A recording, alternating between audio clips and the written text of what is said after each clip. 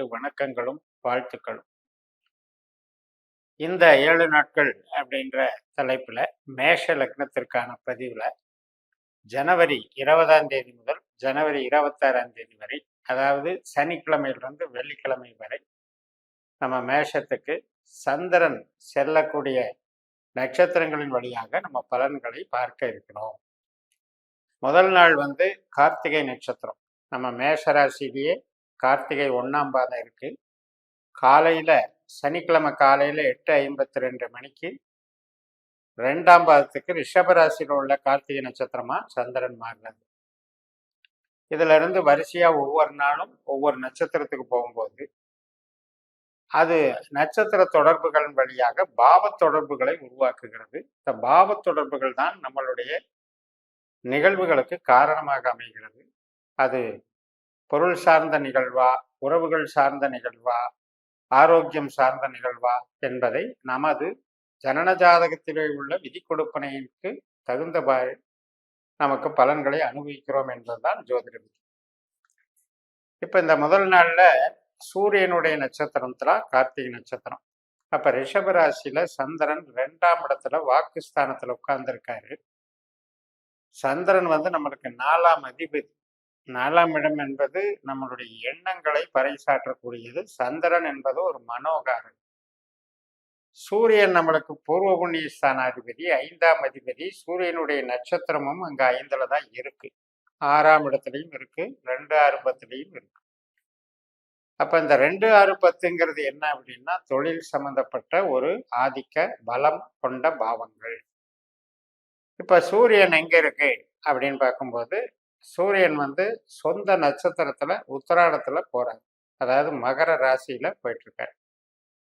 அப்ப 10ஆம் இடத்துல சூரியனுடைய பலத்தை பெருக்கிறாரு. அப்படிங்கும் போது என்ன ஆகும்னா சொந்த நட்சத்திரம் அப்படிங்கிறதுனால அவர் 5ஆம் பாவமான சிம்மத்தினுடைய பலனையும் அவர் கொடுப்பாரு.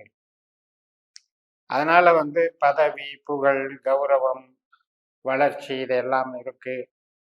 ஆனா ரிலாக்ஸா இருக்கக்கூடிய நாளாக இது அமையும்.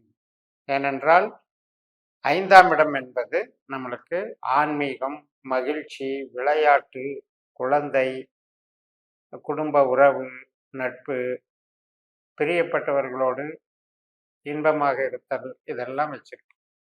அதனால உங்களுக்கு இந்த நாள் இனிமையாக செல்லும். சூரியனை போலவே இந்த நாள் பலம் வாய்ந்ததாக நமக்கு அமைந்துள்ளது. அடுத்த நாள் ஞாயிற்றுக்கிழமை ஜனவரி 21 ரோகிணி நட்சத்திரம். சந்திரனுடைய நட்சத்திரத்துல சந்திரன் போறார்.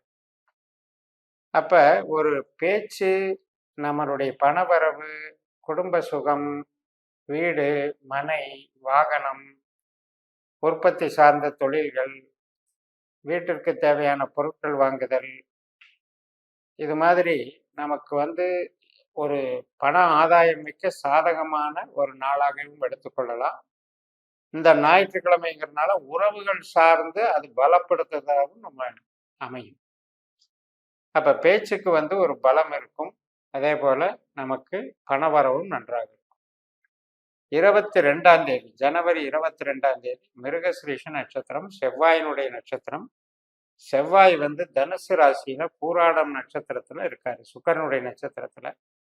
சுக்கிரன் அதே தனுசு ராசியில மூல நட்சத்திரத்துல இருக்காரு. அதாவது பூராடத்துக்கு பின்னால இருக்காருன்னு நம்ம கணக்கெடுத்துக்கணும்.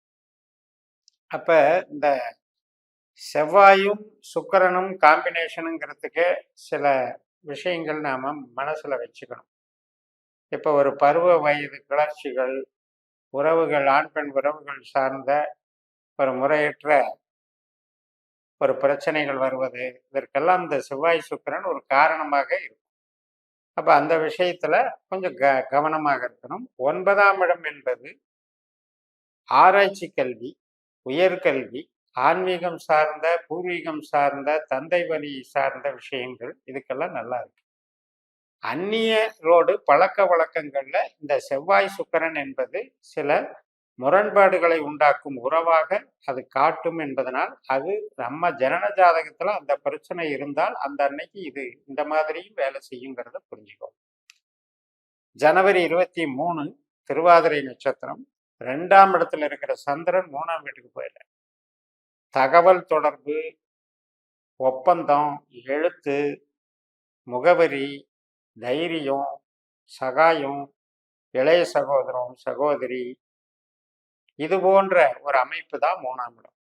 அப்ப ராகு மாதிரி அன்னைக்கு சந்திரன் செயல்படுறார்.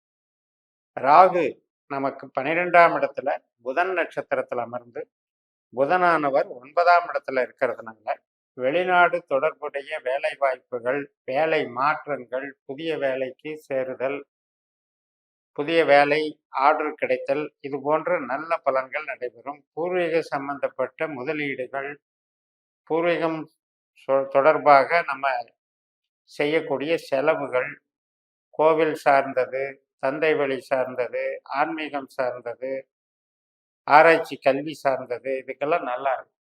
ஒரு சிலருக்கு இடமாற்றங்கள் தவிர்க்க முடியாமல் இருக்கும். அது சாதகமான இடமாற்றமாக அமையும். அப்ப அந்த ராகு என்பது ஒரு சிலருக்கு பிரயாணத்தை கொடுக்கும், ஒரு சிலருக்கு மருத்துவ சிகிச்சை கொடுக்கும். இப்ப அவங்களுடைய ஜனன ஜாதகத்துல ராகுவானவர் எப்படிப்பட்ட குணாதிசயம் பெறுகிறார், எந்த பாவத்திற்கு உபநட்சத்திரமாக வருகிறாரோ அதை கருத்தில் கொண்டு நம்ம பலன் எடுக்கணும். அது டீப்பா பலன் எடுக்கிற முறை. இப்ப ராகு இருந்த இடத்த வச்சு நட்சத்திரத்தை மட்டும் வச்சு பார்க்குறோம். உபநட்சத்திரத்தை வச்சு பார்க்கும்போது இன்னும் துல்லியமாக நமக்கு என்ன செயல்பாடுகளுக்கு சாதக பாதகம் என்பதை அது தெரிவிக்கும். அடுத்து ஜனவரி 24 புனர்பூச நட்சத்திரம் காலையில 6:26 இருந்து குருவனுடைய புனர்பூச நட்சத்திரம். அதே மிதுன ராசியில சந்திரன் குரு மாதிரி செயல்படுகிறார். குருவானவர் லக்னத்துல இருக்கார், அஸ்வினி நட்சத்திரத்துல இருக்கார். கேதுவானவர் 6ஆம் இடத்துல இருக்கார். அப்ப நமக்கு மருத்துவம் சார்ந்த உணவு, உடை, மருந்து, இது சார்ந்த தொழில் பலம் இதெல்லாம் உருவாக்கும். வழக்குகள் வெற்றி, ஒரு போட்டி பந்தயங்களில் ஜெயிக்கிறது, மாணவர்களுக்கு ஒரு எக்ஸாமினேஷன்ல ஜெயிக்கிறது, இதுக்கெல்லாம் சாதகமாக இருக்கும். உடல் ரீதியாக ஒரு சில பேருக்கு தலைவலி, அடிவயிற்று தொல்லைகள், குடல் சார்ந்த உபாதைகள், ஒரு கெமிக்கல் அசிடிட்டி, இது சம்பந்தப்பட்டதிலையும் கொஞ்சம் எச்சரிக்கையா இருக்கும். இப்ப நமது ஜனன ஜாதகத்துல கேதுவானவர் கெட்டவராக இருந்தால் அதனுடைய தாக்கம் இது நோயாக மாறும். அதே நேரத்துல நமக்கு குருவும் கேதுவும் நல்ல அமைப்பு கிரகங்களாக இருந்தால் நமக்கு வேலைக்கு நல்லா இருக்கும், நமக்கு புகழ் கிடைக்கும், அங்கீகாரம் கிடைக்கும், தொழில் பலம் கூடும், மரியாதை கூடும். 25 ஜனவரி வியாழக்கிழமை பூசம் நட்சத்திரம். அதாவது மிதுன ராசியில் இருக்கிற சந்திரன் கடக ராசிக்கு மாதிரி சனியினுடைய நட்சத்திரத்துல பயணிக்கிறார். சனி நமக்கு லாபஸ்தானத்துல இருக்காரு. அதனால உறவினர்கள் மகிழ்ச்சி, நண்பர்களோட குதூகலம், மூத்த சகோதர சகோதரி வகை, நல்ல சுமூகமான உறவுகள் மற்றும் நம்ம எதிர்பார்த்த ஒரு மனநிலை, சந்தோஷ மனநிலையை அங்க உருவாகும். இன்னைக்கு வீடு கட்டுறதோ, வாகனம் வாங்குறதோ, அல்லது வீட்டுக்கு தேவையான பொருள்கள் வாங்குறதோ, ஒரு ஆல்ட்ரேஷன் பண்றதோ அவாய்ட் பண்ணிடுங்க. தாயார் சம்பந்தப்பட்ட விஷயத்துல கொஞ்சம் நன்மைகள் இல்லை. அதனால புதிய முயற்சிகள், 4ஆம் இடம் சார்ந்த முயற்சிகளை இன்னைக்கு தவிர்க்கணும். 4ஆம் இடத்துலதான் சந்திரன் இருக்காரு. ஆனா அந்த சனி நட்சத்திரம் என்பது, அதிபதி என்பது 4ஆம் இடத்துக்கு 8ஆம் இடமான 11ஆம் இடத்துல இருக்கிறதுனால 4ஆம் இடத்திற்கு அது சாதகமாக இல்லை. அந்த வகையில நம்ம அந்த பூச நட்சத்திரத்தை நம்ம தெரிஞ்சுக்கணும். அதுக்கு அடுத்த நாள் ஜனவரி 26 வெள்ளிக்கிழமை கடைசி நாள் ஆயில்யம் நட்சத்திரம். காலையில 10:22 தொடங்குது. அதுவும் 4ஆம் இடத்துல தான் புதனுடைய நட்சத்திரம். புதன் நமக்கு 9ஆம் இடத்துல சுக்கிரனுடைய நட்சத்திரத்துல செவ்வாயோட சேர்ந்து உட்கார்ந்துருக்காரு. அப்ப சுக்கிரனும் அங்க இருக்கிறதுனால 9ஆம் இடம் வலுப்பெறுகிறது.